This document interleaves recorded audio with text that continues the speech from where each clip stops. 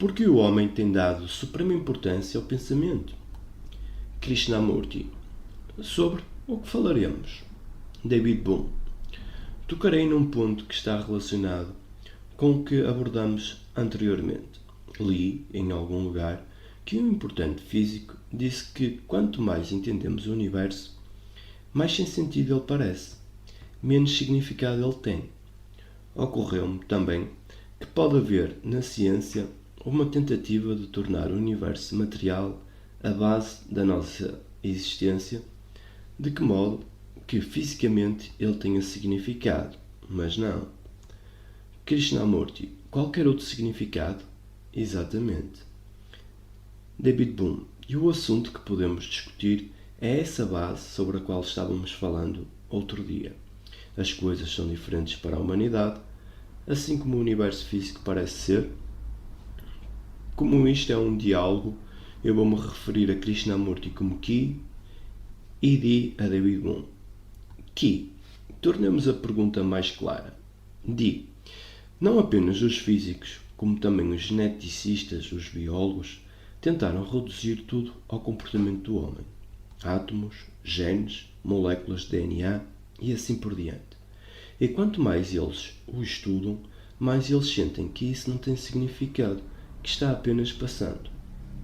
Embora isso tenha fisicamente um significado, no sentido de que podemos entendê-lo cientificamente, não tem um significado mais profundo do que esse. Que, entendo. Di. Além disso, naturalmente, talvez essa noção tenha se introduzido porque no passado as pessoas eram mais religiosas e sentiam que a base da sua existência estava em alguma coisa além da matéria, Deus, ou seja como for que a quisessem chamar. Isso lhes proporcionava um sentido de profundo significado às suas existências como um todo, que agora desapareceu. Essa é uma das dificuldades da vida moderna, o sentido de que ela não significa nada.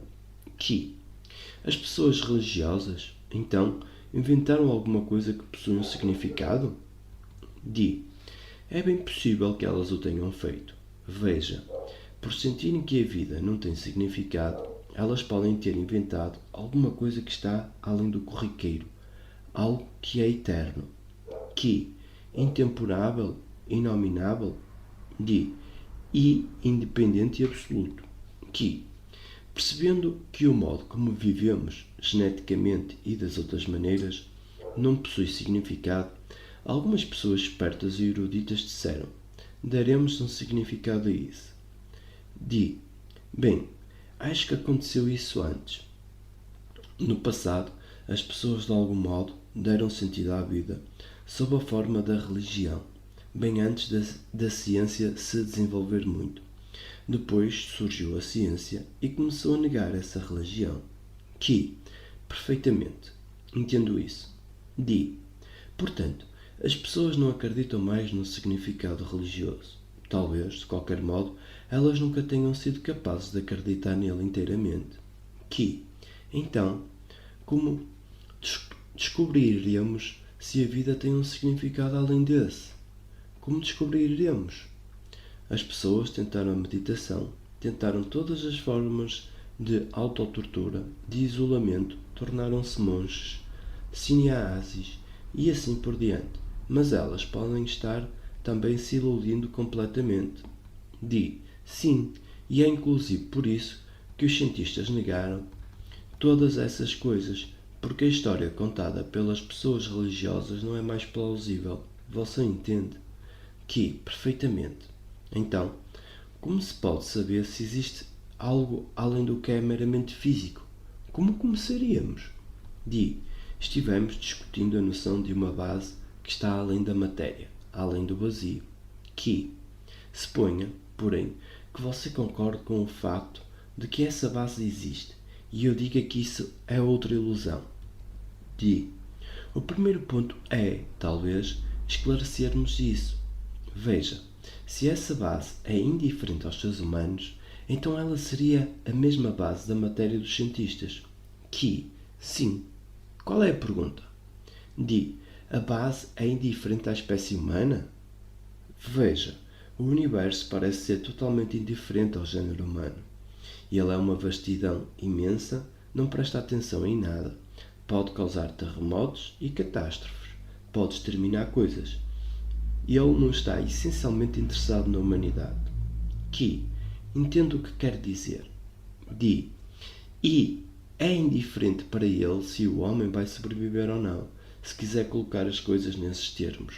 Que, certo, compreendo a pergunta. Di. Contudo, penso que as pessoas achavam que Deus era uma base que não era indiferente à humanidade. Veja, elas podem tê-la inventado, mas era nisso que elas acreditavam, e era isso que lhes proporcionava, possivelmente, uma tremenda energia, possivelmente. Di. No momento, creio que a questão é a seguinte: seria essa base indiferente ao género humano? Como descobriríamos isso? Qual é a relação dessa base com o homem e a relação do homem com ela? Di. Sim, essa é a pergunta. O homem tem alguma importância para ela? E ela tem significado para o homem? Posso acrescentar mais um item? Conversava com uma pessoa familiarizada com o Oriente Médio e as tradições do misticismo. Ela me disse que essas tradições não apenas afirmam que isso que nós chamamos de base e assim finito tem alguma importância, como também que tudo o que o homem faz tem fundamentalmente algum significado. Perfeitamente, suponha que alguém diga que isso é um fato. Caso contrário, a vida não teria significado. Nada teria significado. Como descobriríamos isso? Suponha que você diga que essa base existe, como eu disse no outro dia. Então a próxima pergunta é: qual é a relação que ela tem com o homem? E o homem com ela? Como nós a descobriríamos ou tocaríamos nela? Se é que a base existe de facto. Se ela não existe, então realmente o homem não tem qualquer significado. Quer dizer, eu morro, você morre, todos nós morremos. E qual o sentido de sermos virtuosos, sermos felizes ou infelizes, de simplesmente prosseguirmos? Como poderíamos mostrar que a base existe, em termos científicos, bem como no sentimento que temos com relação a ela, na comunicação não verbal com ela? Quando você diz científico, quer dizer racional? Sim, racional, lógico, sensato. Então, uma coisa que efetivamente podemos tocar. Tocar? Não. Melhor do que tocar. Sentir. Muitos podem chegar a isso. Sim, é público. Não é apenas a afirmação de um único homem, mas seria científico. Acho que pode ser mostrado, mas temos de fazê-lo e não apenas falar a respeito. Eu posso, ou você pode, dizer que a base existe? A base tem certas exigências que são: deve haver silêncio absoluto, um vazio absoluto, o que quer dizer nenhum sentimento de egotismo, certo? Você diria isso? Eu estou disposto a abandonar todo o meu egotismo porque quero prová-lo, quero mostrá-lo, quero descobrir se o que você está dizendo é realmente verdadeiro. Portanto, estou disposto a dizer: veja, a completa erradicação do self. Creio que posso dizer que, talvez, num certo sentido, as pessoas estejam dispostas, mas pode haver um outro sentido no qual a disposição não esteja sujeita ao esforço consciente ou à determinação das pessoas. Não. Espere. Então vamos ter que passar por tudo isso. Temos de ver que não é vontade, não é desejo, não é esforço. Sim, mas quando mencionamos a palavra disposição, ela contém a palavra vontade. Por exemplo, disposição, no sentido de atravessa aquela porta, ou estamos dispostos a atravessar essa porta específica para descobrir que a grande base existe? Você me pergunta isso. Eu respondo que sim, que estou. Estou disposto, não no sentido de exercitar a vontade e coisas desse tipo. Quais são as facetas, as qualidades ou a natureza do self? Investiguemos isso. Você me diz, está bem, podemos fazê-lo. Não termos apego, não termos medo. Você me entende? Tudo que está envolvido nisso. Nenhuma crença, racionalidade absoluta, observação. Acho que se 10 pessoas o fizerem, qualquer cientista o aceitará. Mas não há essas 10 pessoas. Entendo. A coisa deve ser feita publicamente em conjunto. Exatamente. Para que ela se torne um facto real. Um fato real no sentido que as pessoas a aceitem e não uma coisa baseada na ilusão, na crença e em todas essas coisas. Um fato, aquilo que é efetivamente realizado. Contudo, quem fará isso? Os cientistas querem dizer que a coisa é toda ilusória, sem sentido. Existem outros, porém, que dizem não é sem sentido, existe uma base. E se fizermos essas coisas, ela estará ali. Sim, mas eu acho que algumas das coisas que dissermos poderão não fazer completamente sentido, no início, para a pessoa com quem estivermos falando. Sim, sem dúvida, porque ela não está nem querendo ouvir. Além disso, toda a sua experiência vai de encontro ao que estamos dizendo. Veja, os antecedentes da pessoa fornecem a ela a noção do que faz sentido e do que não faz. Ora, quando dizemos, por exemplo, que um dos passos é não incluir o tempo, isso é muito mais difícil.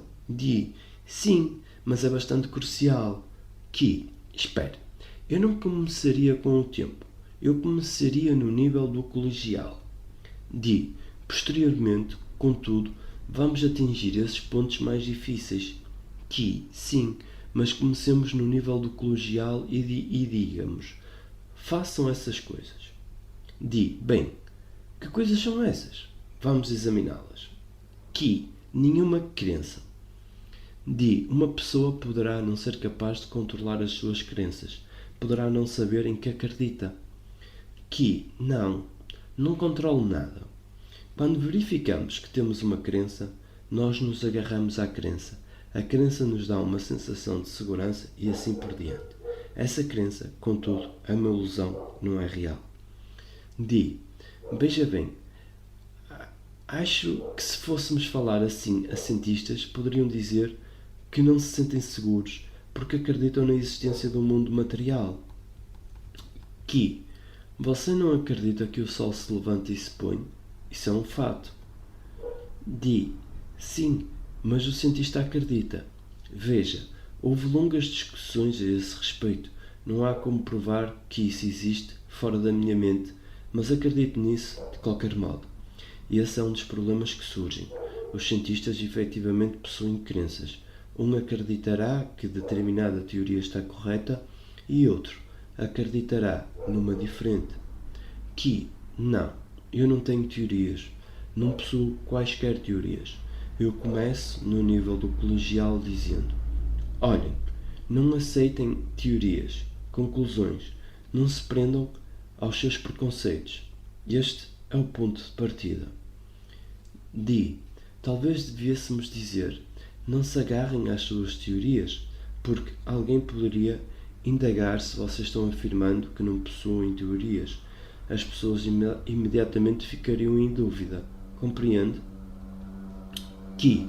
Não tenho teorias. Porque eu deveria ter teorias? Interrogante. Interrogante neste diálogo é uma pessoa que está na plateia. Interrogante. Se eu fosse um cientista, eu também diria que não tenho teorias. Não encararia o mundo que eu construísse para minhas teorias científicas como sendo também teórico. Eu o consideraria um facto. Temos então que analisar o que são fatos, certo? Eu diria que o fato é aquilo que está acontecendo, realmente acontecendo. Você concorda com isso? Sim. Os cientistas concordariam com isso? Sim. Bem, acho que os cientistas diriam que o que está acontecendo é compreendido através das teorias. Veja, na ciência não entendemos o que está ocorrendo, a não ser com a ajuda de instrumentos e teorias. Espere. O que está acontecendo lá fora? O que está ocorrendo aqui? Vamos devagar. Em primeiro lugar, o que está acontecendo lá fora? Os instrumentos e as teorias são necessários até para não. Termos os fatos sobre o que está lá fora. Quais são os fatos lá fora? Não podemos descobri-lo sem algum tipo de teoria. Os fatos ali são conflitos. Então por que eu deveria ter uma teoria a respeito disso? Eu não estava discutindo isso. Estava examinando os fatos sobre a matéria com os quais o cientista está envolvido. Ele não pode estabelecer esses fatos sem uma certa teoria, porque a teoria organiza os fatos para ele. Sim, eu entendo. Isso pode ser um fato. Talvez você tenha teorias a esse respeito. Sim, a respeito da gravitação, dos átomos, todas essas coisas dependem de teorias para produzir os fatos certos. Os fatos certos? Então você começa com uma teoria. Uma mistura de teoria e fato é sempre uma combinação de teoria e fato. Está bem, uma combinação de teoria e fato. Contudo, se disser que temos uma área onde não existe tal combinação, exatamente, ou seja, psicologicamente não possuo nenhuma teoria sobre mim mesmo, sobre o universo, sobre o meu relacionamento com outro ser. Não tenho teorias, porque eu deveria ter. O fato é, a humanidade sofre, é miserável, está confusa, está em conflito. Isso é um fato. Porque eu deveria ter uma teoria a esse respeito. Você tem que ir devagar. Veja bem, se pretende sensibilizar os cientistas, isso terá que ser científico. Irei bem devagar. Para não deixemos os cientistas para trás. Perfeitamente. Deixe-me para trás. Bem, vamos nos separar, certo? Os cientistas poderão dizer: sim, a psicologia é a ciência através da qual olhamos interiormente para investigar a mente. Além disso, eles dirão que várias pessoas, como Freud, Jung e outros, tiveram teorias. Agora teremos de tornar claro porque não há sentido em formularmos essas teorias. Porque a teoria impede a observação do que está efetivamente ocorrendo.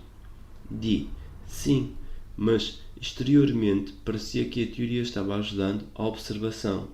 Por que essa diferença? A diferença? Você pode descobri-la. É simples.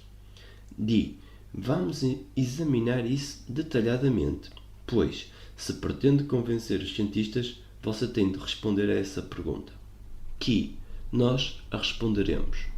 Qual é a pergunta?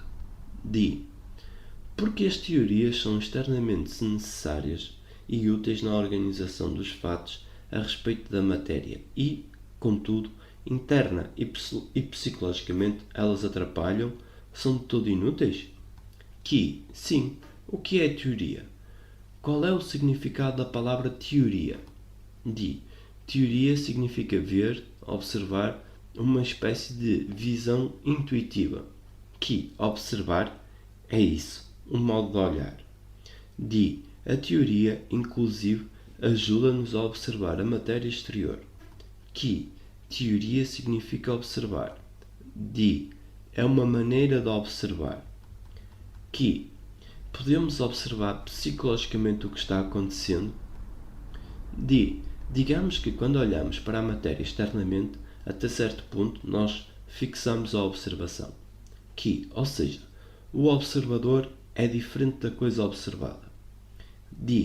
Não apenas diferente, mas o seu relacionamento fica relativamente estável pelo menos durante algum tempo. Podemos, então, avançar agora um pouco? Isso parece ser necessário para podermos estudar a matéria. A matéria não muda tão depressa e pode ser separada até certo ponto. Podemos, então, elaborar um modo de observação razoavelmente constante. Ela muda, mas não instantaneamente. pode ser mantida constante por algum tempo. Que, sim. D. Chamamos a isso de teoria. Que, como você disse, teoria significa uma maneira de observar. D. É a mesma coisa que teatro, em grego. Que, teatro, sim, isso mesmo. É uma maneira de olhar. Por onde começamos, então? Por um modo comum de olhar, por um modo trivial de olhar, por um modo de olhar que depende do ponto de vista de cada pessoa, da esposa, do marido. O que você entende por maneira de olhar? D. O mesmo problema surgiu no decorrer do desenvolvimento da ciência. Começamos com o que era chamado de senso comum, uma maneira comum de observar. Os cientistas descobriram então que isso era inadequado. Que, e eles se afastaram disso? D. Eles se afastaram, abandonaram algumas partes. Que, é aí que eu quero chegar. A maneira comum de observar é extremamente preconceituosa. D. Sim, ela é arbitrária e depende da nossa experiência anterior. Que, sim, de tudo isso, podemos, contudo, nos livrar da nossa experiência anterior, do nosso preconceito? Eu acho que sim. D. A questão é se uma teoria psicológica nos ajudaria a conseguir isso. O perigo está em que a própria teoria possa ser preconceituosa se tentássemos elaborar uma teoria.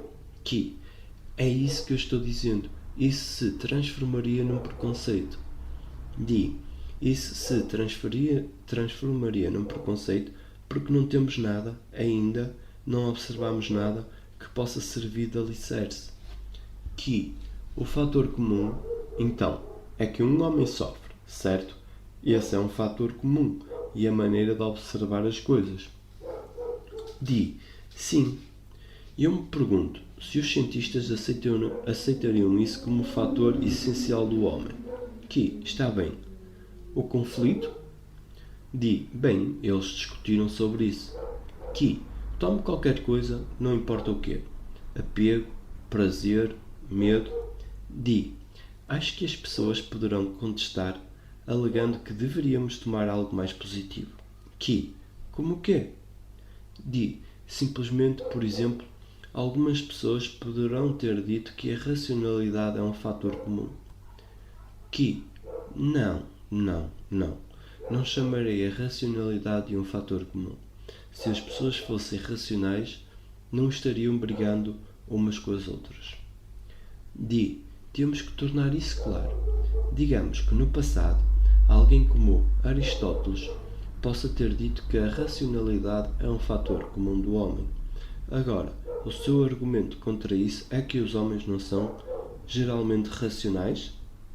Que, não, eles não são. D. Embora pudessem ser, normalmente não são. Você está dizendo então que isso não é um fato. Que, exatamente. Interrogante. Acho que, normalmente, os cientistas diriam que existem muitos tipos diferentes de seres humanos e que o fator comum da humanidade é que todos estão lutando pela felicidade. Que, é esse o fator comum? Não aceitarei isso. Que muitos seres humanos estão tentando ser felizes. Interrogante. Não. Os seres humanos são todos diferentes. Que, concordo. Fica aí. Interrogante. O que eu estou dizendo é que essa é a teoria comum que as pessoas acreditam ser um fato. Que, ou seja, cada pessoa acha que é completamente diferente das outras. Interrogante. Sim. E que estão todas lutando independentemente pela felicidade. Que estão todas procurando alguma forma de gratificação. Concordaria com isso? D. Esse é um fator comum. A razão, contudo, pela qual eu trouxe à baila a racionalidade foi que a própria existência da ciência está baseada na noção de que a racionalidade é comum ao homem. Que, no entanto, cada pessoa está procurando sua própria individualidade. D. Mas, veja bem, a ciência seria impossível se isso fosse inteiramente verdadeiro. Que, perfeitamente. Interrogante. Porquê? D. porque todo mundo não estaria interessado na verdade. A própria possibilidade da descoberta científica depende das pessoas sentirem que essa meta comum de descobrir a verdade está além da satisfação pessoal, pois, mesmo que a nossa teoria esteja errada, temos de aceitar que ela está errada, embora isso não seja gratificante, ou seja, é muito desapontador para as pessoas, mas elas aceitam isso e dizem, bem, isso está errado. Que eu não estou procurando gratificação, sou um homem comum. Você trouxe à baila que os cientistas consideram o facto de que os seres humanos são racionais. Pelo menos quando fazem ciência. Eles podem concordar que não são muito racionais na vida privada, mas eles dizem que pelo menos são capazes de ser racionais quando estão executando o trabalho científico. De outra maneira, seria impossível começar. Então, exteriormente, quando lidam com a matéria, eles são racionais. Pelo menos tentam ser e são até certo ponto. Tentam ser, mas tornam-se irracionais nos seus relacionamentos com outras pessoas. Sim, não conseguem manter a racionalidade. Então, esse é um fator comum. Sim, é importante levar esse ponto, que a racionalidade é limitada e, como você diz, um fato fundamental é que não podem ser racionais de uma maneira mais geral. Poderão ter sucesso em alguma área limitada. É verdade, isso é um fato. Isso é um fato, embora não digamos que é inevitável ou que não pode ser mudado. Não, isso é um fato. É um fato que foi, aconteceu e está acontecendo. Sim, eu, como um ser humano comum, tendo sido irracional e minha vida tem sido totalmente contraditória e assim por diante, o que é irracional como ser humano, contudo, como posso mudar isso? Vejamos como procederíamos a partir do ponto de vista científico. Isso levantaria a questão porque todo mundo é irracional. Porque fomos condicionados dessa forma. Nossa educação, nossa religião, tudo nos conduziu a isso. Isso, porém, não nos levará a nenhum lugar, porque conduz a mais perguntas, como nos tornamos condicionados e assim por diante. Podemos examinar tudo isso. O que eu quis dizer é que, se seguirmos essa linha de raciocínio, não chegaremos à resposta. Correto. Porque ficamos condicionados assim? Por exemplo, dissemos outro dia que talvez o homem tenha dado um passo errado, tenha estabelecido um condicionamento errado. O condicionamento errado desde o início, ou talvez a procura pela segurança, a segurança pessoal para a família, para o grupo, para a tribo, tenha acarretado essa divisão. Mesmo nesse caso, temos que perguntar porque o homem procurou essa segurança de forma errada. Veja, se tivesse havido qualquer inteligência, teria ficado claro que tudo isso não tinha significado. Naturalmente, você está voltando ao passo errado. Como pretende me mostrar que demos um passo na direção errada? Está dizendo que queremos demonstrar isso cientificamente. Sim, acho que o passo errado foi dado quando o pensamento se tornou extremamente importante. O que fez com que ele se tornasse muito importante? Bem, vamos chegar a uma conclusão. O que fez com que os seres humanos endeusassem o pensamento como o único meio de atuação. Também devemos tornar claro o motivo pelo qual, se o pensamento é tão importante, ele causa todas as dificuldades. Essas são as duas perguntas. Isso é bastante simples. O pensamento se tornou rei, supremo, e esse pode ser o passo errado dos seres humanos. Veja, acho que o pensamento se transformou no equivalente da verdade.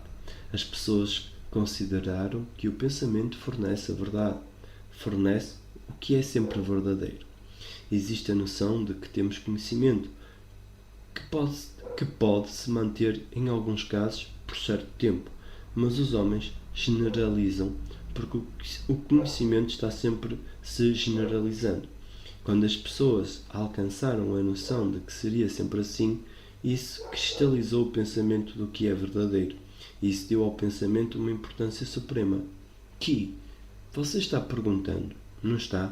Por que o homem deu tanta importância ao pensamento? Acho que ele resvalou. Porquê? porque ele não percebeu o que estava fazendo. Veja, no início ele não viu o perigo. Interrogante. Há pouco tempo atrás, você disse que a base comum para o homem é a razão. Que os cientistas dizem isso? Interrogante. Se pudermos mostrar a uma pessoa que algo é verdadeiro. Que mostre-me isso. É verdade que sou irracional. Isso é um fato, isso é verdadeiro. Interrogante. Você não precisa de razão para isso. A observação é suficiente. Que não. As pessoas brigam. As pessoas falam sobre a paz. As pessoas são irracionais. O Dr. Boom assinalou que os cientistas dizem que o homem é racional, mas o fato é que a vida do dia a dia é irracional. Agora estamos pedindo, mostre-nos cientificamente porque isso é irracional. Isto é, mostre de que maneira o homem resvalou nessa irracionalidade, porque os seres humanos aceitaram isso. Podemos dizer que é hábito, tradição, religião. Além disso, os cientistas são muito racionais no seu campo específico, mas irracionais nas suas vidas. Interrogante. Você afirma, então, que a principal irracionalidade foi ter tornado rei o pensamento? Que, isso mesmo, chegamos onde queríamos. Mas como resvalamos no sentido de fazer o pensamento tão importante? Que, porque o homem considerou o pensamento como sendo a coisa mais importante. Acho que isso é muito fácil de responder. Porque isso é a única coisa que ele conhece. Isso não implica que o homem lhe dê uma importância tão grande. Que, porque as coisas que conheço, as coisas que o pensamento criou, as imagens e tudo o resto, são mais importantes do que as coisas que não conheço.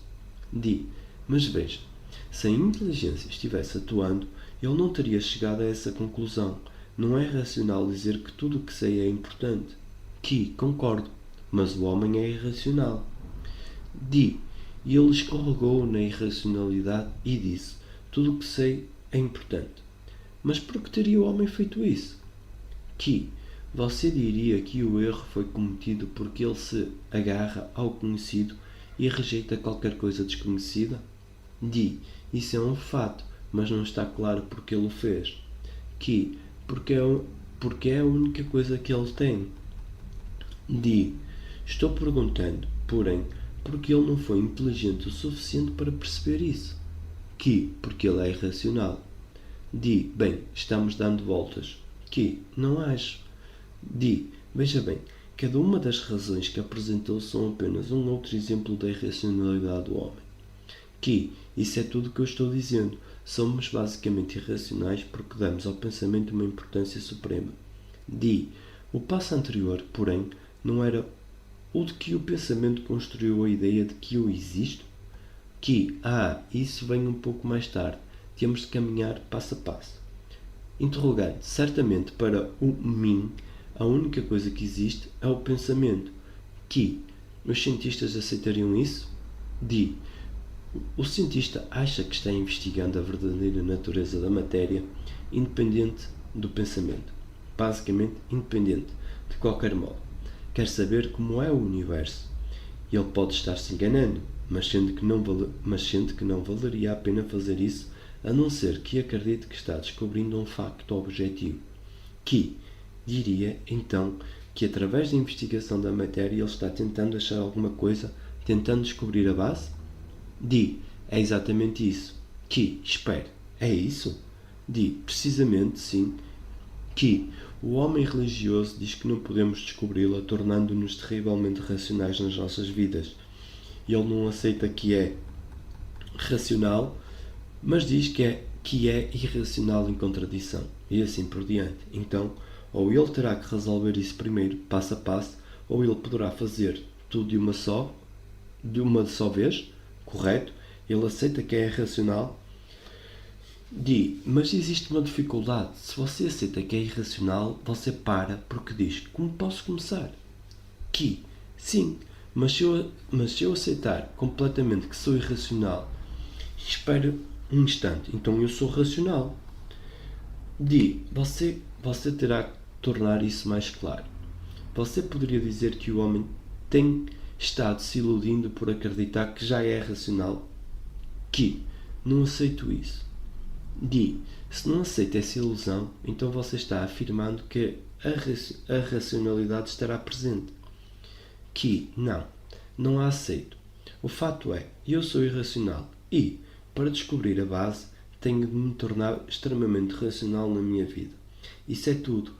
A irracionalidade foi causada pelo pensamento que criou a ideia de que eu sou separado de todas as outras pessoas. Posso eu, então, sendo irracional, descobrir a causa da irracionalidade e eliminá-la? Se eu não puder fazer isso, não poderei alcançar a base que é a mais racional. Um cientista que estivesse investigando a matéria aceitaria que essa base existe? Bem, e ele está implicitamente aceitando que ela existe. Ela existe. O Sr. X se aproxima e diz que ela efetivamente existe. E vocês, os cientistas, dizem: prove-o. O Sr. X diz que vai provar.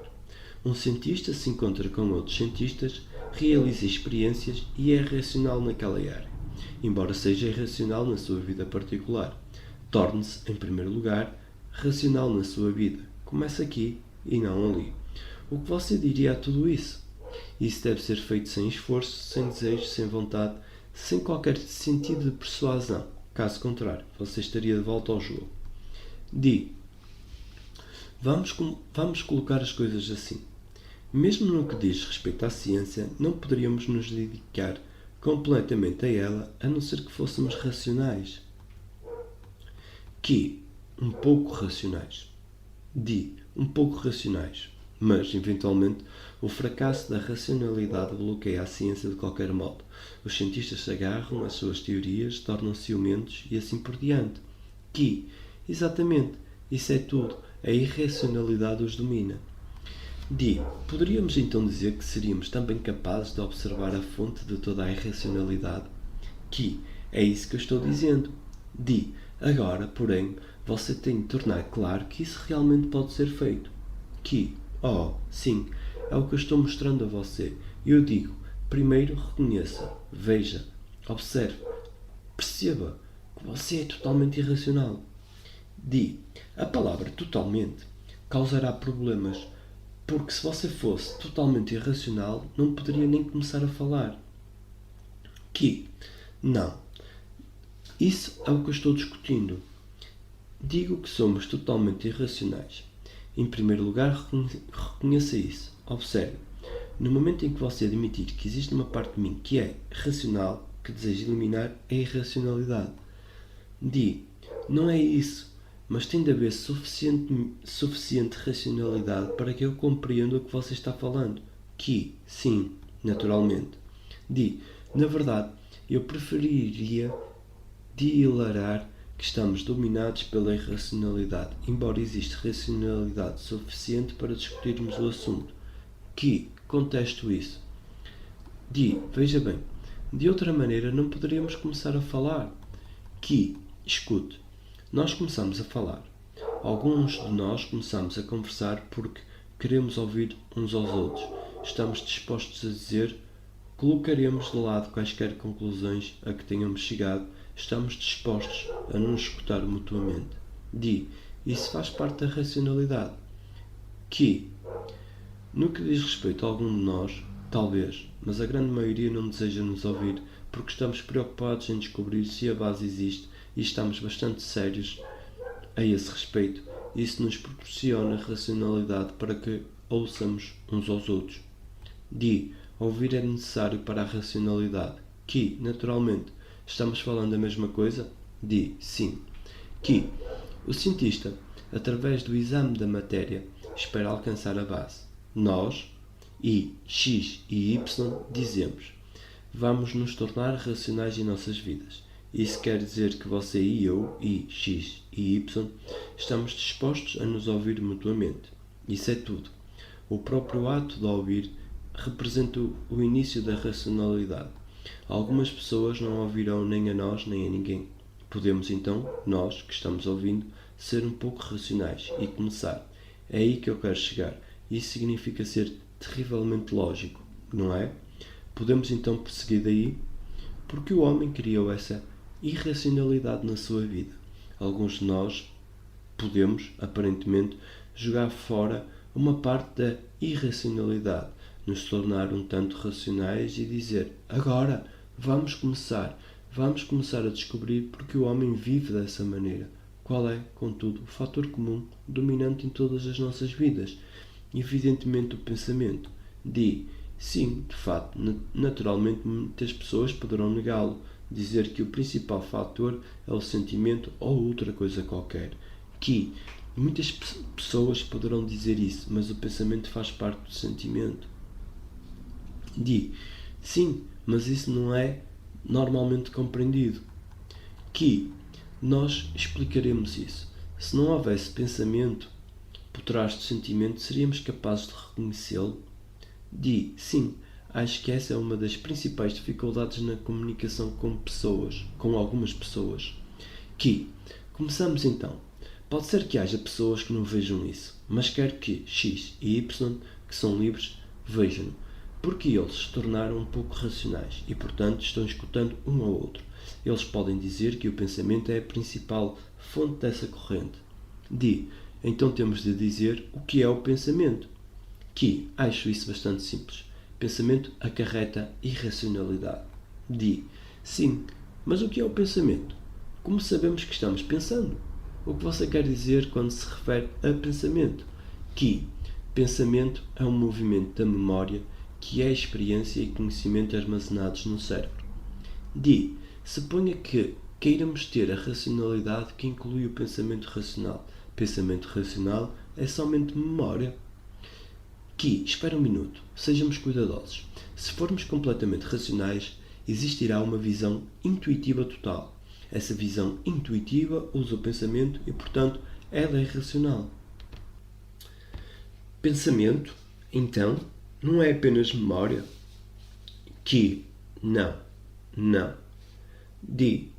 Bem, eu quero dizer que, como ele está sendo usado pela visão intuitiva, não. A visão intuitiva é que usa o pensamento.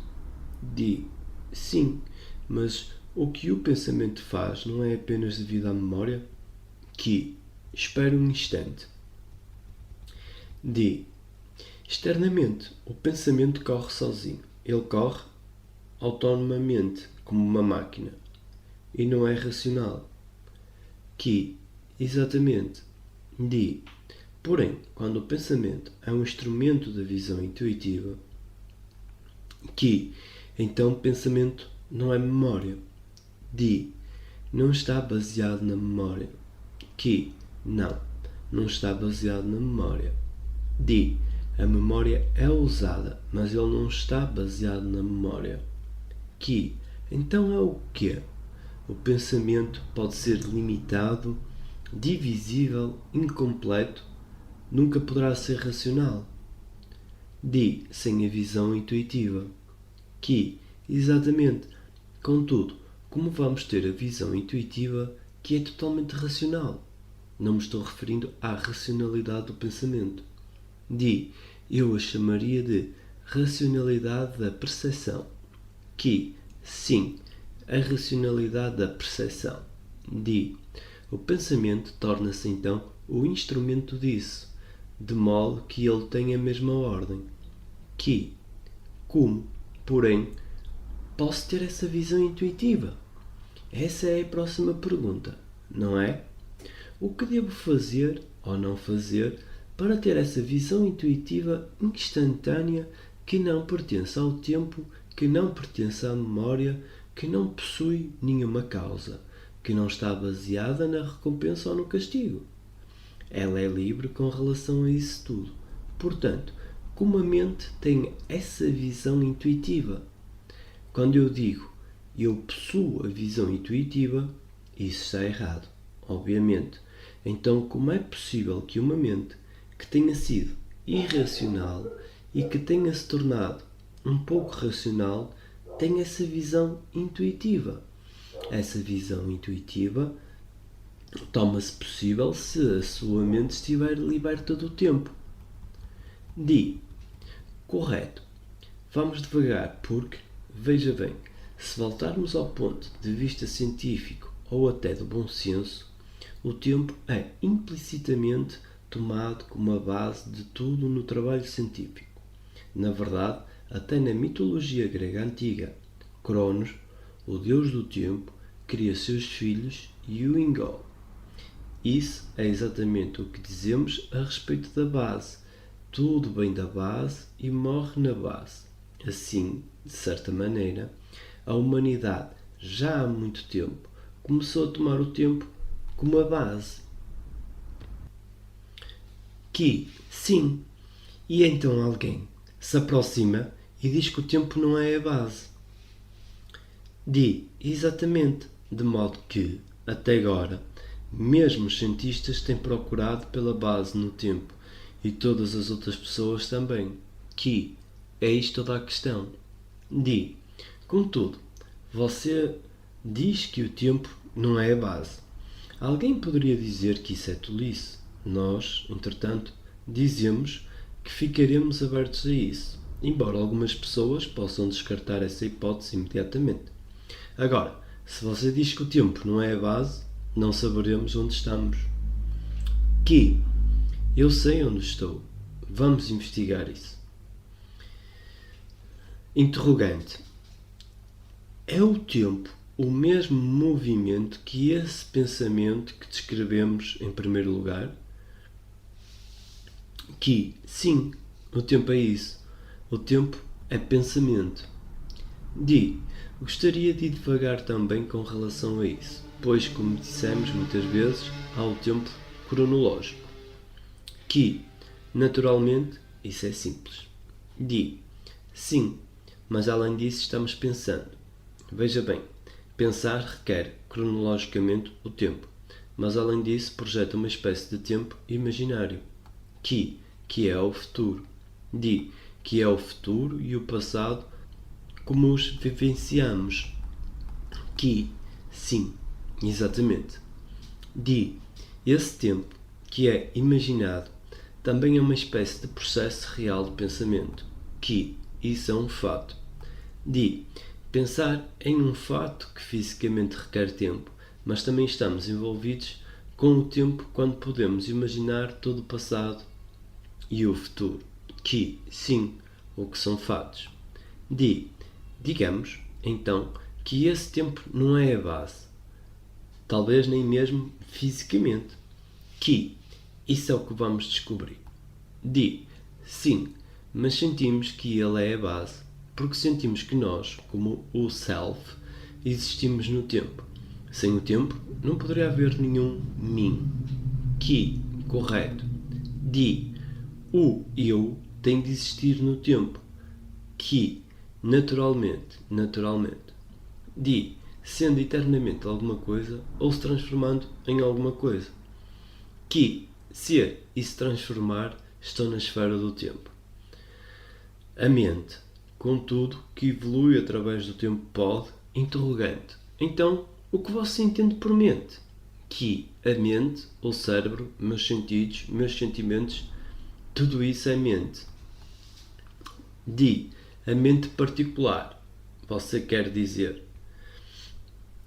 a mente particular, naturalmente. Estou falando da mente que evolui com o tempo. Até a sua condição de ser particular depende do tempo. Do tempo, naturalmente, e de todo o resto. Estamos perguntando agora se essa mente pode ficar livre do tempo, se pode ter uma visão intuitiva que seja totalmente racional e depois, então, atuar sobre o pensamento. E esse pensamento é totalmente racional, não está baseado na memória, certo? Sim. Contudo, de que maneira eu, assim como X e Y, posso me libertar do tempo? Eu sei que preciso de tempo para ir daqui para ali, para aprender uma lição, uma técnica, etc.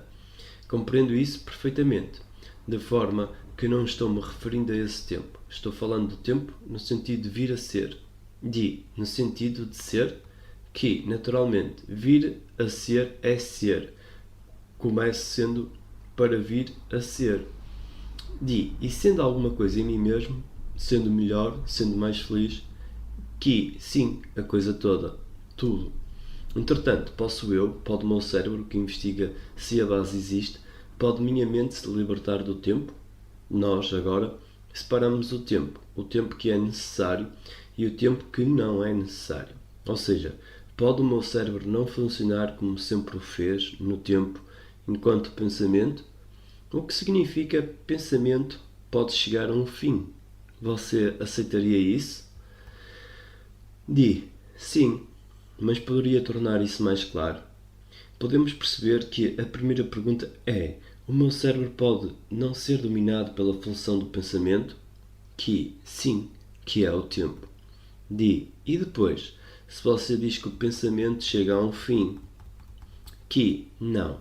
O tempo enquanto pensamento pode vir a parar? Psicologicamente o tempo para. Sim, estou falando sobre isso. Mas ainda temos o pensamento racional, naturalmente, isso está entendido, já dissemos isso.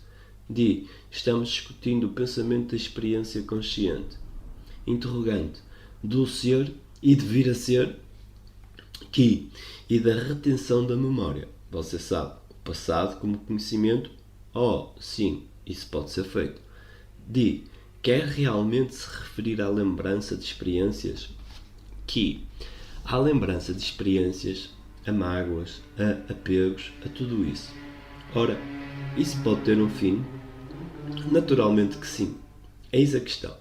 Isso pode ter um fim quando a própria percepção indaga: o que é isso? O que é a mágoa? O que é o dano psicológico? A percepção disso é o seu fim. É não o levarmos adiante, que é o tempo. O seu próprio final representa o término do tempo. Acho que isso está claro. X está magoado, ferido desde a infância, e ele, ao escutar, falar, discutir, percebe que a continuação da mágoa é tempo. E para que a base seja encontrada, o tempo tem de findar. Diz então: minha mágoa pode terminar instantaneamente, imediatamente?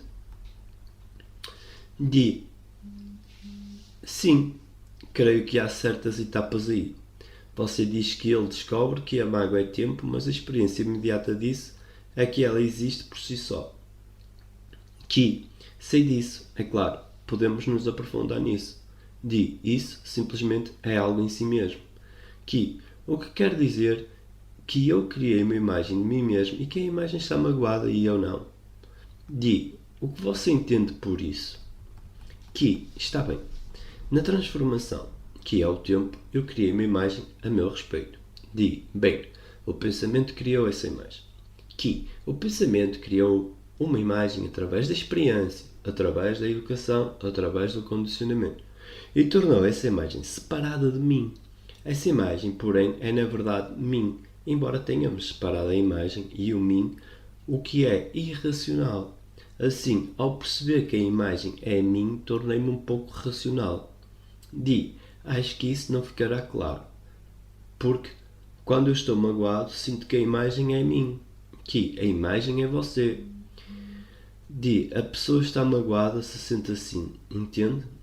Está bem, mas no momento em que atuamos sobre a imagem, nós a separamos de nós. Eis a questão. O primeiro sentimento é o da imagem do mim, magoado, e o segundo é o do eu me afastando da imagem para poder atuar sobre ela.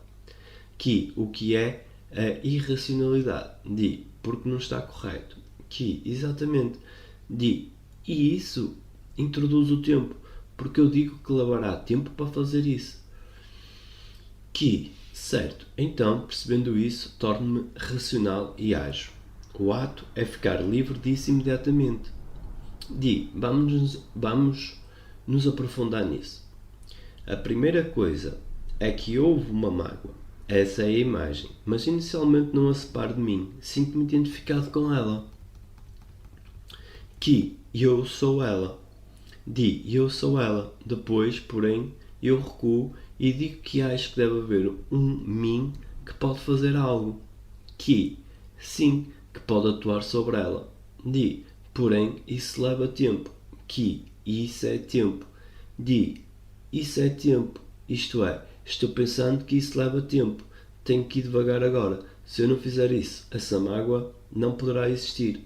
Que, exatamente. Mas não está óbvio na experiência que isso é assim. Que, em primeiro lugar, abordemos isso vagarosamente. Estou magoado. Isso é um fato. Depois, então, eu me separo de mim mesmo. Ocorre uma separação. E digo, farei alguma coisa a esse respeito. O mim que fará alguma coisa é diferente. Que, diferente naturalmente. E ele pensa a respeito do que deverá fazer. Que, o mim é diferente porque está se transformando. Ele projeta no futuro um estado diferente. Que é, sim, estou magoado. Há uma separação, uma divisão. O mim, que está sempre procurando se transformar, diz: tenho que controlar isso, tenho de eliminá-lo, tenho que atuar sobre ele. Caso contrário, eu me tornarei vingativo e pernicioso. Esse movimento de separação é tempo. Podemos perceber isso agora. A questão, porém, é que há algo que não está claro. Uma pessoa pensa que a mágoa existe, independentemente do mim, e que deve fazer alguma coisa a respeito. Ela projeta, então, no futuro, o estado mais benéfico e o que ela fará. Vamos tentar esclarecer bem isso porque você afirmou que não há separação. Que minha racionalidade descobre que não há separação. Não há separação, mas a ilusão de que ela existe ajuda a manter a mágoa. Que, exatamente porque a ilusão é, estou-me transformando. Sim, eu sou isso e me transformei naquilo. Estou magoado e passarei a ficar não magoado. E esse próprio pensamento sustenta a mágoa. Correto. Interrogante. A separação já não está presente quando me torno consciente e digo que estou magoado? Estou magoado. Digo então que vou atacá-lo porque você me feriu. Ou digo que devo reprimir isso. Ou crio medo e assim por diante. Interrogante. Esse sentimento de separação não está presente desde o momento que digo que estou ferido? Isso é irracionalidade. Interrogante. Isso já é irracional? Sim. Quando você pergunta se a separação já não ocorre quando digo estou magoado. Ela existe, mas acho que antes disso acontecer sentimos uma espécie de choque. A primeira coisa que ocorre é um choque suave, uma dor, ou seja lá o que for, que identificamos com esse choque. Explicamos isso dizendo que estamos feridos e isso implica imediatamente a separação de querermos fazer alguma coisa a respeito. Naturalmente, se eu não estiver ferido, não saberei nada a respeito da separação ou da não separação. Se eu estiver ferido, serei irracional enquanto mantiver essa mágoa e fizer alguma coisa a respeito dela. O que significa transformar-me. Então surge depois a racionalidade. Acho que está certo. Mas se você não a sustentar, o que acontecerá? Suponha que diga que não prosseguirá com essa transformação. Isso é um assunto completamente diferente. Significa que não estou mais pensando, não estou mais observando ou usando o tempo como uma observação. Você poderia dizer que essa não é a sua maneira de olhar, não é mais a sua teoria. Exatamente. Porque você poderia dizer que o tempo é uma teoria que todo mundo adota com objetivos psicológicos. Sim, esse é um fator comum. O tempo é o fator comum do homem e estamos mostrando que o tempo é uma ilusão. O tempo psicológico, naturalmente, isso já está entendido. Você está dizendo que, quando não mais nos aproximamos disso através do tempo, a mágoa não continua? Ela não continua, ela termina porque não estamos nos transformando em nada. Ao nos transformarmos, estamos sempre continuando o que somos? Exatamente, continuando o que somos modificados. É por isso que lutamos para nos transformar. Nós estamos falando a respeito da visão intuitiva, ou seja, que a visão intuitiva não tem tempo. A visão intuitiva não é o produto do tempo, sendo o tempo a memória, etc. Existe então a visão intuitiva. Essa visão intuitiva, por estar livre do tempo, atua sobre a memória, age sobre o pensamento Ou seja, a visão intuitiva torna o pensamento racional, mas não o pensamento que está baseado na memória. Então, que diabo é esse pensamento? Não, espera um minuto. Não creio absolutamente que o pensamento apareça. Dizemos que a visão intuitiva passa a existir quando não existe o tempo, o pensamento, que está baseado na memória, na experiência e no conhecimento. É o movimento no tempo, no aspecto de transformação. Estamos nos referindo ao tempo psicológico e não ao tempo cronológico. Estamos dizendo que ficar livre do tempo implica a visão intuitiva. A visão intuitiva, por estar livre do tempo, não possui pensamento. Dizemos que ela poderá usar o pensamento? Espere, não tenho certeza. Vá devagar. Ela poderá usar o pensamento para dar explicações, mas ela age. Antes, a ação estava baseada no pensamento. Agora, quando existe visão intuitiva, há somente ação. Porque queremos o pensamento? Porque a visão intuitiva é racional, a ação é racional. A ação se torna irracional quando ela está atuando a partir do pensamento. Portanto, a visão intuitiva não usa o pensamento. Bem, temos que tornar isso claro, porque numa certa área a visão intuitiva tem que usar o pensamento. Se, por exemplo, você quisesse construir alguma coisa, usaria o pensamento referente à sua execução que está disponível. Isso, porém, não é visão intuitiva. Mas mesmo assim, talvez você tenha que ter visão intuitiva nessa área. Uma visão intuitiva parcial. Os cientistas, os pintores, os arquitetos, os médicos, os artistas e outros têm uma visão intuitiva parcial. Estamos falando, porém, de X e de Y que estão procurando a base, estão se tornando racionais e estamos dizendo que a visão intuitiva não possui tempo e, portanto, não possui pensamentos. E essa visão intuitiva é a ação. Como essa visão intuitiva é racional, a ação é racional. Desculpe-me, não estou fazendo de mim um exemplo, estou falando com toda a humanidade. Aquele menino, aquele rapaz, dissolveu em 1929 a Ordem da Estrela. Não houve pensamento. As pessoas disseram, faça isso, não faça aquilo, mantenha, não a mantenha. E ele teve uma visão intuitiva, dissolveu-a, acabou. Porque precisamos do pensamento. Mas depois você usou algum pensamento quando dissolveu a ordem para dizer quando fazê-lo e como fazê-lo. Essa palavra é usada por mera conveniência para a comunicação com outras pessoas. Ainda assim foi necessário algum pensamento. A decisão age. Não me estava referindo à decisão. A ação original não exigiu pensamento, somente a que veio depois. Isso não é nada. É como levar uma almofada daqui para ali. Sim, eu entendo. A fonte original da ação então não envolve o pensamento. Isso é tudo o que eu queria dizer. Mas de certo modo ela se infiltra no é como uma onda. Interrogante. Todos os pensamentos não passam por uma transformação nesse processo? Sim, naturalmente. Como a visão intuitiva não possui tempo, consequentemente o próprio cérebro passou por uma mudança. Sim, mas poderíamos falar sobre o que você quer dizer com isso? Isso quer dizer que todas as respostas humanas devem ser percebidas pela visão intuitiva ou devem penetrá-la?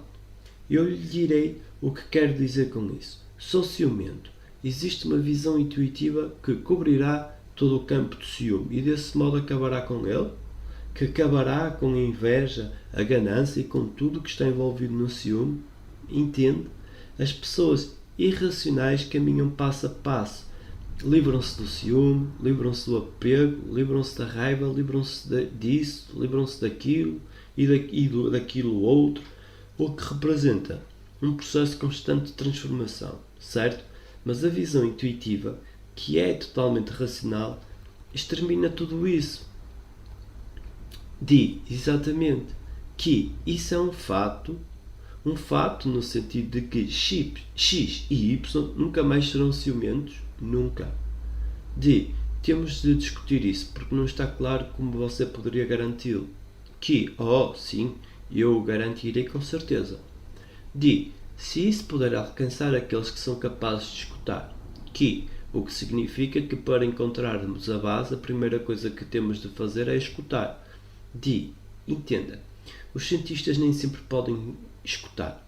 Até Einstein e Bohr não foram capazes, num certo ponto, de escutarem um ao outro. Cada um estava apegado à sua visão particular. Que eles colocaram a sua irracionalidade em funcionamento. 8 de abril de 1980, Ojai, Califórnia.